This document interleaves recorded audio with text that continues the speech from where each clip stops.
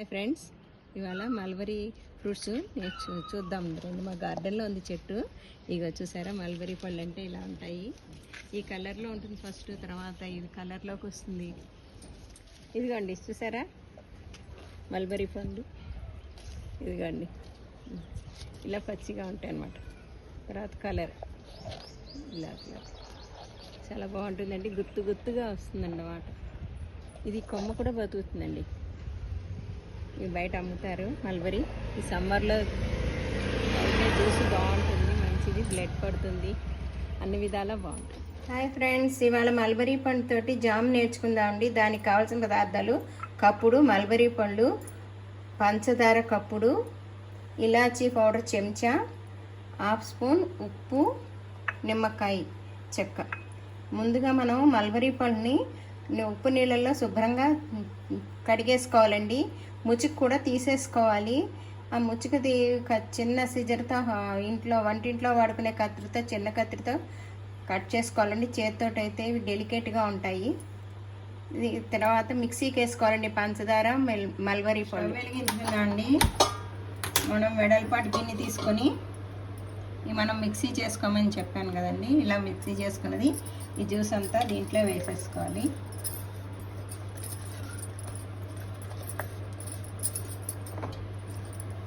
ఇది బాగా కలుపుతూ ఉండాలండి.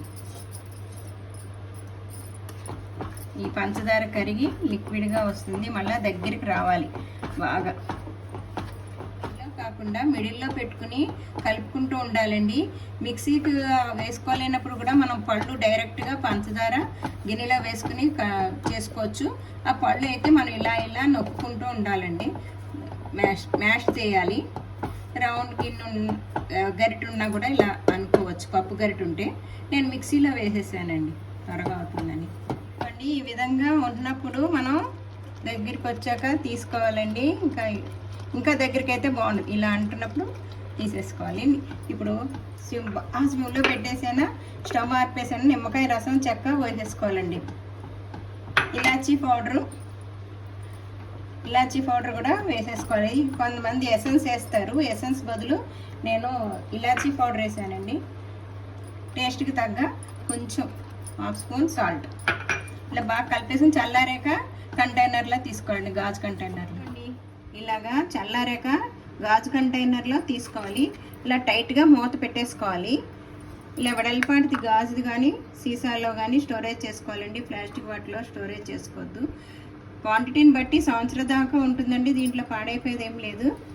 ఇప్పుడు మనం చపాతీలో కానీ బ్రెడ్లో కానీ రాసుకోవచ్చండి, దోశల్లో కూడా తినచ్చు, మన ఇష్టం. ఇలా వేసి దీన్ని అంతా అప్లై చేసుకుని ఇలా పిల్లలకి ఇస్తే చాలా ఎంజాయ్ చేస్తారండి. పుల్లగా తీగా ఉంటుంది, చాలా బాగుంటుంది. ఇది సూపర్ మార్కెట్లో దొరుకుతుందండి. స్ట్రాబెర్రీ ఎలా ప్లాస్టిక్ డబ్బాల్లో అమ్ముతారో ఇవి కూడా అలాగే అమ్ముతారు. ఎక్కువ సూపర్ మార్కెట్లో ఉంటాయండి, ట్రై చేయండి. ఇదైతే మాది చెట్టు, ఆర్గానిక్ అండి, ప్యూర్. ఇలా చుట్టబెట్టి ఇలా రోల్ చేసి ఇలా ఇస్తే పిల్లలు ఫిదా అయిపోతారండి. పెద్దవాళ్ళు చాలా ఎంజాయ్ చేస్తారు. ట్రై చేయండి మీరు కూడాను. లైక్ చేయండి, షేర్ చేయండి, సబ్స్క్రైబ్ చేసుకోని వాళ్ళు సబ్స్క్రైబ్ చేయండి. Thank you.